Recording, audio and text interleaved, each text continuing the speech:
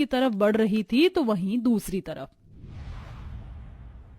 वाह बहू, सब्जी से लेकर खीर तक सब कुछ बहुत ही स्वादिष्ट बना है, मजा आ गया। शुक्रिया माँ जी। नई बहू के चेहरे पर शर्म बहुत ही अच्छी लगती है। बस माँ, अब ज्यादा आप शिवानी के लाल गाल मत करवाइए। हाँ बीना, मेरे कहाँ गाल लाल हो रहे हैं? हो रहे हैं बहू, और विपिन से बोलते ही तो और भी ज्यादा टमाटर जैसे हो गए हैं। माँ जी। सभी शिवानी की पहली रसोई के दिन उससे बात कर रहे थे कि तभी दरवाजे की घंटी बजी। कौन आया होगा, मैं देखती हूँ।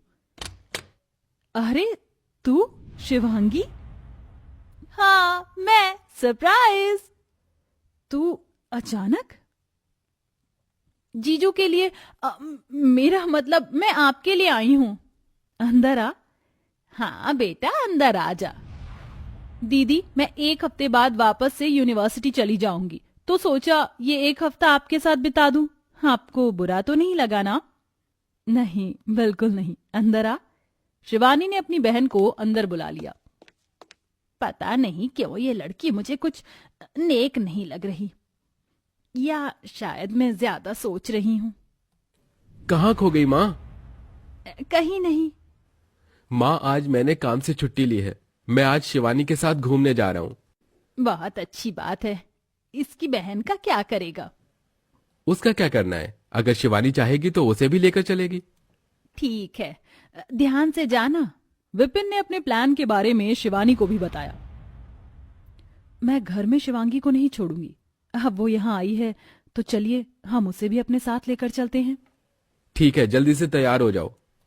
विपिन के बोलने पर शिवानी तैयार हो गई और उसने शिवांगी को भी रेडी होने को बोला। सभी तैयार होकर शाम को घूमने निकल गए और एक मूवी थिएटर में चले गए। ये मूवी बहुत ही अच्छी है, चलिए जीजू इसे देखने चलते हैं। ओह, सिर्फ जीजू? आप भी आ जाइए। तू ऐसे क्यों बोल रही है? मजाक था दीदी। अरे नहीं, शायद बाहर मेरा पर्स छूट गया, मैं लेकर आती हूँ। लेकिन कहीं उसे किसी ने उठा ना लिया हो। जीजू आप भी आइए ना। ठीक है, चलो। विपिन और शिवांगी बाहर आ गए।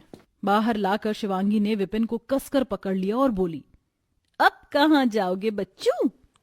ये तुम क्या कर रही हो? अच्छा, तुम नहीं जानते? ज्यादा नादान मत बनो मिस्टर विपिन।